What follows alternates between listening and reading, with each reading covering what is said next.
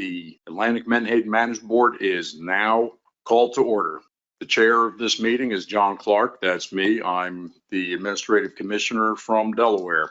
I'm joined up here at front by fellow Commissioner and Work Group Chair Marty Gary. From the Law Enforcement Committee, we have David Bailey from Maryland. And from the Commission, we have FMP Coordinator Extraordinaire James Boyle and Stock Assessment Dynamo Dr. Katie Drew.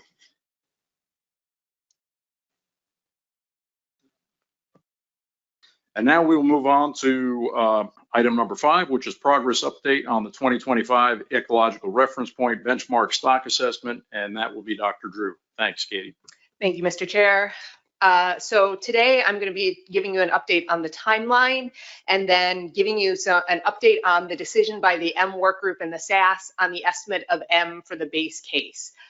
Just to kind of prepare your expectations, I have 1 slide on the timeline and then I have 20 slides on the other topic because we're going to get really into it here. So starting with the timeline, I appreciate the board being conscious about our timeline and where we are with the stock assessment.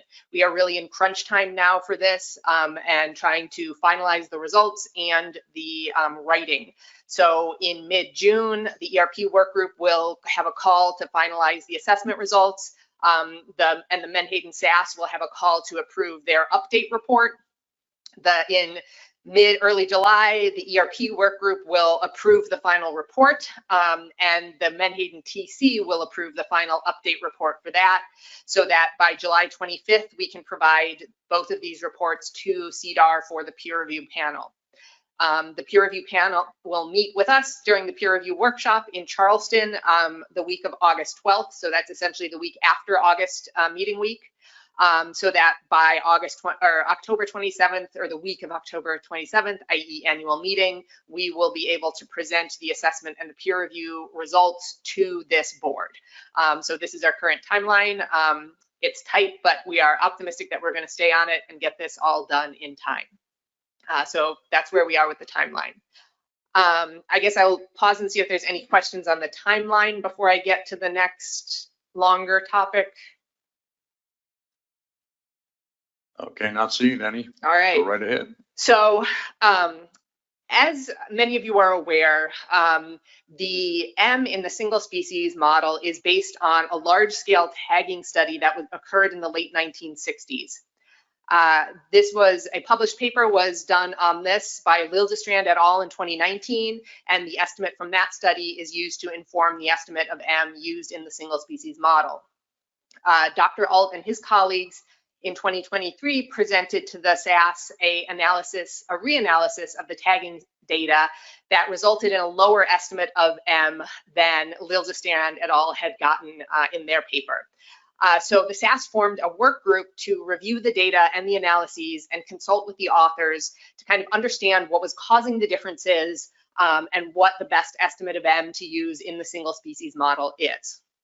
So I'm here to kind of provide some background on what exactly we did and the final decision that the SAS made on this particular topic that is being used to inform the assessment update as well as the ERP assessment.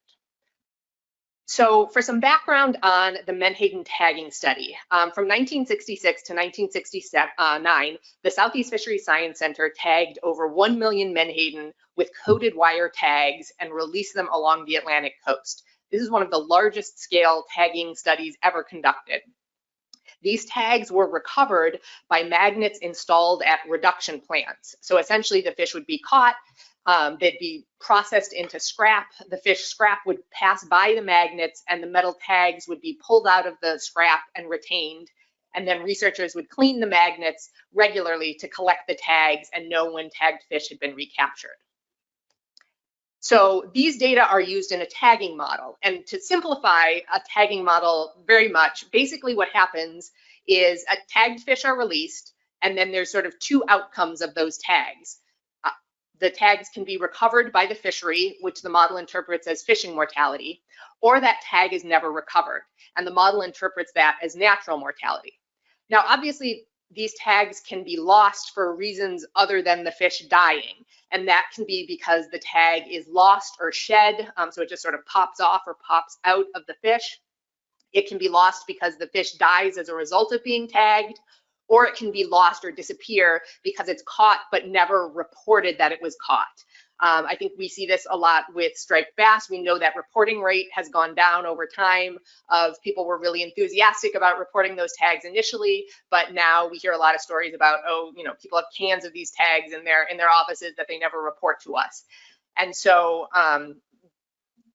we have to understand all of these parts in order to understand what is natural mortality and what is fishing mortality and what are these sort of little extraneous losses. So the Southeast Fisheries Science Center, as part of this larger tagging study, also conducted studies to understand tag shedding rates, tag mortality rates, and the magnet efficiency rates, which all help the model understand what happens to these disappeared tags and helps them understand how much of that is these other extraneous factors and how much of that is natural mortality. So the magnet efficiency rate is equivalent to the reporting rate. If a tagged fish is caught, how likely is it that that tag will actually be recovered by a magnet and seen again by the researchers? As part of this larger tagging study, the Southeast Fisheries Science Center also did these plant test studies where they would release fish with tags in batches of 100. They'd just toss them into the catch as it was getting offloaded into a plant, and then check and see how many of those tags that they knew they released into the catch were picked up by the magnets, and how long it took from the time that they threw it into the catch to the time that it was recovered. So basically, I just want you to understand the scale of this study, which is a huge amount of tags were released and a huge amount of work was done to understand these confounding factors like the tag shedding, the tag mortality, and the magnet efficiency rates in order to be able to develop reliable estimates of natural mortality and movement rates out of this study. So after the M working group looked at these two papers, the Liljestrand et al. Analysis and the Alt et al. Analysis, we realized that different subsets of the data had been used. There was issues with confidential versus non-confidential data being used, and there were different ways of estimating that magnet efficiency or that reporting rate that were all contributing to the differences that we were seeing in natural mortality. So we really dug into what exactly these differences were to understand what was causing the final answer to be different. So starting with the differences in the data. First of all, Liljestrand et al. Used what we're calling the Coston data set. And this was a published white paper that summarized the tag recapture information to the month and region level for 1966 to 1969. In this data set, they had records for about 1.1 million tag releases over this time period. However, it does not include recoveries after 1969. Unfortunately, the raw data from this study the digital version has been lost. And so we have this Coston data set, which was the summarized results. And we also have what we're calling the NIMS redigitized data set. So recently, well, not so recently anymore, but the NIMS, some of the paper records from this study were found and were redigitized. And so we have a very fine scale record now of each individual tag that was recovered. And this covered the years from 1966 to early 1971. However, when we look at this period where from 1966 to 1969 and compare it to the Coston data set, we can see that what was redigitized was not a complete record. So some of those hard copies have also been lost in addition to that digital data.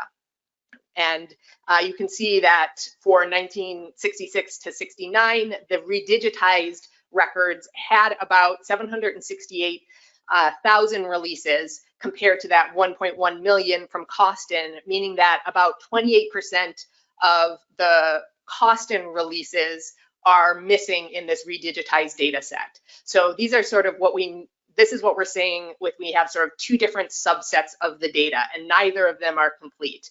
So Costin does not have the recaptures that occurred after 1969, and the NIMS redigitized data set is missing some of the releases that we know occurred from 1966 to 69. So there's sort of pros and cons to both of these data sets. They provide just slightly different views of the information. The second difference in the data was the issue of confidential data. So Liljestrand et al., when they were working on this, received permission from industry to access the confidential fishing effort and landings data by plant, month, and year. Alt et al. Did not receive permission to access the confidential data, and so they had to reconstruct the effort in order for the model to work by region, month, and year from available non-confidential data sources. And I think probably the biggest difference is this difference in method specifically about that magnet efficiency question. So in addition to the tag recovery information, some of the plant test data was also redigitized at the same time. And Liljestrand et al. Used that data to estimate the magnet efficiency rates for each plant. So each plant was tested multiple times. They did multiple tests to throw in batches of 100 fish, see how many of those tags they recovered. And so you could get an idea of how good the magnets were at recovering these tags for each plant. And then in order to sort of take that information and go from the plant level up to the region level, Liljestrand et al. Created a weighted average of the plants within a region, weighting them by the landings of each plant in that region in that month and year. So if a plant was not active during a specific month, its efficiency rate would not be included in that regional average. If a plant was responsible for most of the landings in that region in that year and month, its average would get a higher weight in that overall average. So Liljestrand et al. Used the empirical estimates as a fixed input to their model. Alt et al. Calculated a regional plant efficiency weighted by the sample size of the plant test data instead of the landings, because again, they did not have access to the confidential data. The plants were tested sort of roughly relative to how active or how much they contributed to landings. So I think using the sample size is not a bad proxy for landings. However, what they did was they then modified those efficiency estimates using what they call a stepwise approach to improve the fit of the observed recoveries within the tagging model to the predicted recoveries by the model. So they would essentially fit the tagging model, come up with an estimate of M, adjust those estimates of magnet efficiency, and run the model again until the model fit could no longer be improved. So having reviewed all of those decisions, we could understand kind of where these differences were coming from and what was causing these differences. And so the SAS then had to sort of decide what the best approach was to develop an estimate of M from these data sets. So the first decision was to use the Costin data set instead of the NIMS redigitized data set.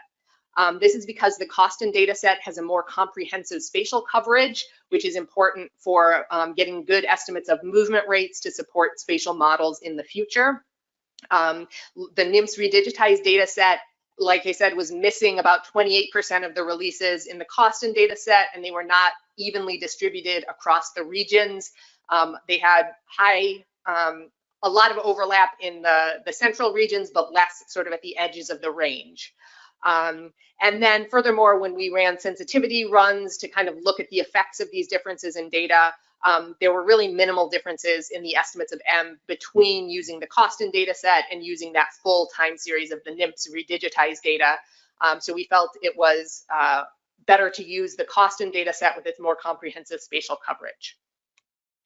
The SAS also decided to use the confidential effort and landings data. SAS members do have confidential access to these data. And so we felt this was more accurate and would rely less on assumptions than the recreated non-confidential time series. And then finally, the SAS decided to use the empirical estimates of magnet efficiency from the plant test data, but identified a mistake in the Liljestrand et al. Original paper and recommended revising that. So this mistake was essentially that Liljestrand et al. Used the recoveries on all magnets in the plant test data to estimate that efficiency. However, the Coston data set only included primary magnets. So what are primary magnets? So up here we have a little figure of basically where these magnets are located and what happens to fish that are caught. And so basically fish that are caught by these Menhaden purse seine vessels are offloaded into the reduction plant where they are processed into fish oil and fish meal. The primary magnets basically are set up so that as the fish scrap is transferred from the reduction plant to the drying shed, they pass by these primary magnets. They are then put into the scrap shed, they hang out there, they're stirred regularly until the meal is fully processed and dried and ready to go to a buyer. At that point, it is transferred from the scrap shed to the truck for transport to the buyer, and they pass through or buy the secondary magnets at that point. So the original study looked at basically when were tags recaptured and when were they captured on primary magnets versus secondary magnets. And the reason Coston only reported primary magnets is that tags could be recovered weeks or even months later on the secondary magnets because of they would get missed by the first primary magnet and then they would hang out in that scrap shed until the drying process was complete, until you had a buyer, etc. So they would be, there's the potential that they would be recovered much later, and so you couldn't tell exactly when they were caught. And so Coston was summarizing to the month level and wanted to make sure that if we're reporting tags that were caught in month X, it was actually caught in month X and was not recovered on a primary magnet 2 months later, but you didn't know when exactly it was caught. So the original Southeast Fisheries Science Center analysis of this data said that you can tell with some reliability when that tag was actually caught from the recaptures on the primary magnets, but not from the recaptures on the secondary magnets. And that's why Coston only reported the primary magnets. Looking at the plant test data, they did not separate it into and say these are primary and these are secondary, but we were able to determine by comparing the counts in the Coston data with the counts in the redigitized data, which included the magnet number, that magnets 1 and 2 were primary magnets and all the other magnets were secondary magnets. So Liljestrand et al. Originally included both the primary and the secondary magnets from the plant test data in their efficiency calculations, which was sort of a mismatch with the Coston data because Coston was, again, only reporting the recoveries on primary magnets. So effectively, Liljestrand et al. In the 2019 paper overestimated the magnet efficiency for the Coston data set. So the SAS recalculated the magnet efficiencies using only the data from magnets 1 and 2 for use with the Coston data set. The SAS could not come to consensus with Alt et al. On the use of the stepwise method to adjust the magnet efficiencies within the tagging model. So Alt et al. Argue that this improves the likelihood and the fit to the observed data with this approach, but the SAS noted that this comes at the expense of the empirical plant efficiency data, that the final stepwise magnet efficiencies that Alt is using in their model are much lower than we actually observe in the plant test data. And that is what's driving that lower estimate of natural mortality. That essentially it's saying these tags disappear, but they disappear because because they're caught by the fishery, but not seen, not recaptured on the magnets. When in fact we know the magnets are actually not bad at recovering these magnets, or sorry, recovering these tags.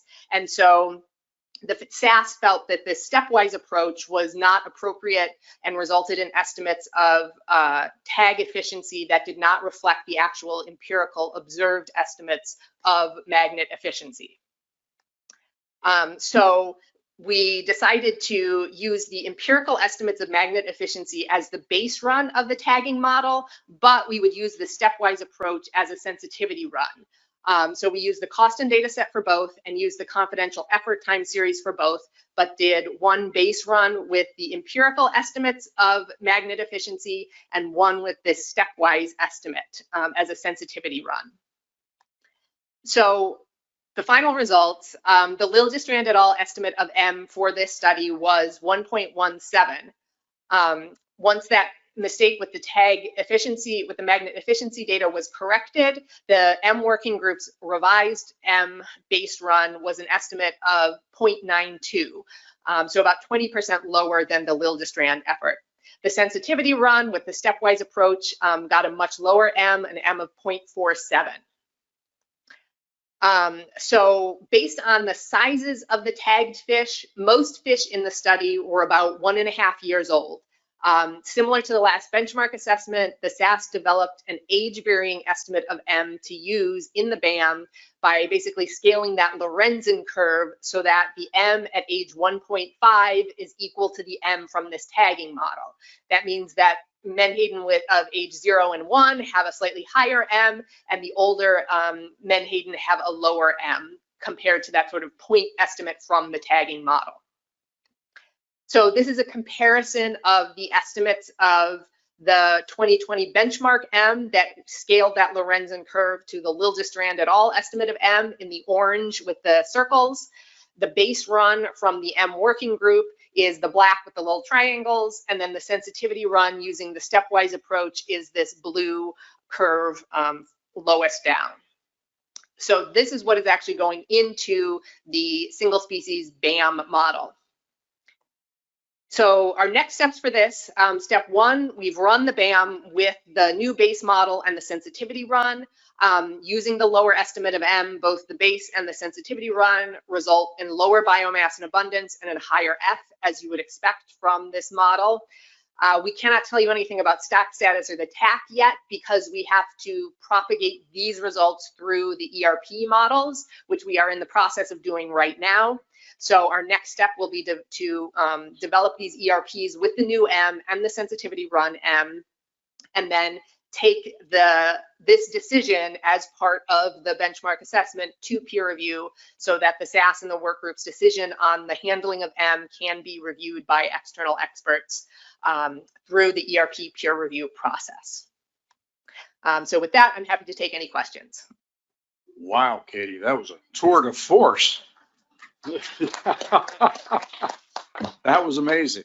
And wow, just hats off to you and the SAS. What a lot of work that must have been. Thinking about magnets at Menhaden plants is really interesting. Amazing presentation, and let's go to some questions. Rob LaFrance. Thank you, Dr. Drew. Really good stuff. Just so I understand, the sensitivity run is really reflective of what the alt paper sort of said, and you're going to run both basically and give the board back information, so we'll be able to see what's happening, although the real number, your recommendation would be the 20% lower one. Is that fair? So yes, we'll present, well, I guess we will take to the peer review panel saying this is our base run and these are the decisions that we made, and here's the impact of the base run versus the sensitivity run. And we will try to develop that sensitivity run as deeply and fully as we can so that if the peer review panel was like, we don't agree with those decisions, you made the wrong choices, we have a sort of a fallback position to be able to bring to the board the version that the peer review panel says is the best available science. I just want to compliment you. That's a really great way to figure out what this problem was. I saw the scientists kind of going on either side of it. So hats off to you of actually working through that. Thank you. Thanks. Megan Ware.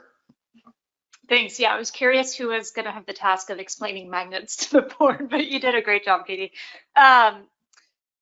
So my question is, so I think the Liljestrand paper you said is overestimating magnet efficiency. I haven't noodled through yet if that means we are catching, it thinks we're catching more fish or less fish. I think it's more because natural mortality went down. Is that correct? So right, what it's saying is that the model looks at, we tell it, we recaptured 100 tags out of the if we recaptured 100 tags, how many tagged fish actually were caught and we just didn't see them? They got all the way through the process. And so Liljestrand et al. Said you should see, it said these magnets are very good at recovering the tags. So if you caught 100 fish, it means you actually caught 110 fish were caught by the fishery. And that was an overestimate. And we're saying, actually, if you caught 100, maybe you only really caught 105, or maybe you caught fewer, but from the fishery, which means more of those missing tags are missing for a non-fishery reasons. And as a result, more of those, it's basically trying to figure out where did those missing tags go. And Liljestrand et al. Were saying more of those missing tags went to the fishery and less of them stayed out in the environment. And we're saying actually the efficiency is lower. So sorry. Yeah, I think I don't know if I'm explaining this correctly. We're saying the magnet efficiency is lower. So actually we should have seen, so actually more of them were caught by the fishery and 150 of them were caught by the fishery. We just didn't see those extra ones. And those would count as fishing mortality, not as natural mortality. Yeah. Thanks. Any further questions? Erica Burgess? So I want to thank you. That is the most fascinating presentation on natural mortality I've ever gotten to sit through. I thoroughly enjoyed it, and I liked the simplistic genius that went into the original design of that tagging study. You left me with one question, though, wondering about it. But before I get to that question, one more comment. This question about M has been really challenging for this board, for ASMFC. And so I really want to commend you for presenting this so that you're extremely transparent with the logic and process that the SAS went through so that everyone can understand very clearly how you arrived at your choice of M going into the peer review. And I think that's really important. And so I think that's incredibly valuable to our process. And that's what I want to thank you more for, in addition to that great presentation. But so the lingering question, what proportion of magnets were picked, what proportion of tags were picked up by the secondary magnets? I would have to go back and look at this. I will have to get back to you on this. I think there was not a huge difference between, so I think a good chunk of them were captured by the primary. We're not losing a ton of data by not using the secondary magnets. But I can get back to you with sort of the exact breakdown of that. Thank you. Next question is from Allison Colden. Then we have an online question from Emerson Hasbrook. Thank you, Mr. Chair. Katie, just want to reiterate everyone's compliments on that presentation. I listened into several of the meetings trying to discuss this, and this is maybe the fourth time, and I think I'm like 60% there in terms of understanding. So thank you again. Two questions, if I could. So you mentioned that the Liljestrand paper was able to get access to the confidential data, but ALT was not. Were they requesting the data directly from industry? Were they requesting it from the commission? What was the breakdown there? So these data are held by the Southeast Fisheries Science Center, and they fall under kind of an MOU with industry on this specific topic. And so basically because there's only one dealer or person involved in this, they're fully confidential, and they sort of get the final say on who can access the confidential data or not. So ALT et al. And Liljestrand et al. Applied through the Southeast Fisheries Science Center to receive access to these data. And I think it was just a matter of when Liljestrand et al. Applied and when ALT et al. Applied. I will also say industry refused a request for similar confidential data for Menhaden of like Chesapeake Bay versus the coast for that Liljestrand's lab, the Wilberg lab, for a more recent project on Menhaden as well. So I think it's not necessarily specifically about who was asking, but maybe just like the current vibes at the time. But yeah, they applied through the Southeast Fisheries Science Center, but industry has the final say on that because it is only one entity that has those data back in time. Thanks. And one other quick question. So you showed the graph that had the different M's for the different scenarios. But do you have the number for what the alt run was? So yes, that was a 0.47 compared to the 0.92 of the M Works Group's revised base M. Thank you. Thanks. Next up, we have Emerson Hasbrook. Emerson, you can unmute yourself now. Thank you, Mr. Chairman. Can you hear me okay? Yes, we can. Great. So thank you, Katie, for that great presentation. Are you looking for anything specific from the board today on this? Or is this just reviewing with us how the SAS is developing M in the assessment model? Yeah, we don't need anything from the board. I mean, obviously, you know, we welcome the board's comments on this if you have further questions or directions that you would like us to consider, but we are just providing an update on this because we know the board has received a lot of, this particular issue has generated a lot of interest and comments from stakeholders directed toward the board, and we wanted to make sure that we are reporting back to you on kind of this issue as we go forward. Thanks. Well, thank you. So yeah, if you're looking for a comment, I guess I would say great job, Katie. Great job. And then also thinking as you were giving your presentation, you know, back to that original study and then the work afterward, I guess there's a lesson here for all of us researchers in the room, and that is to never throw out your original hard copy data for any of your projects.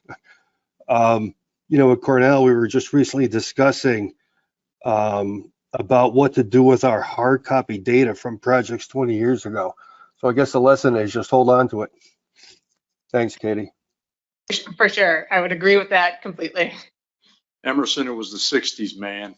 Things happened. Any further questions? And not seeing any. Katie, just to, so I'm clear, the fact that M is going to be lower means that F will be higher. And when you do the ERP, that means the F will be then broken up further. And so we could be looking at lower TAC.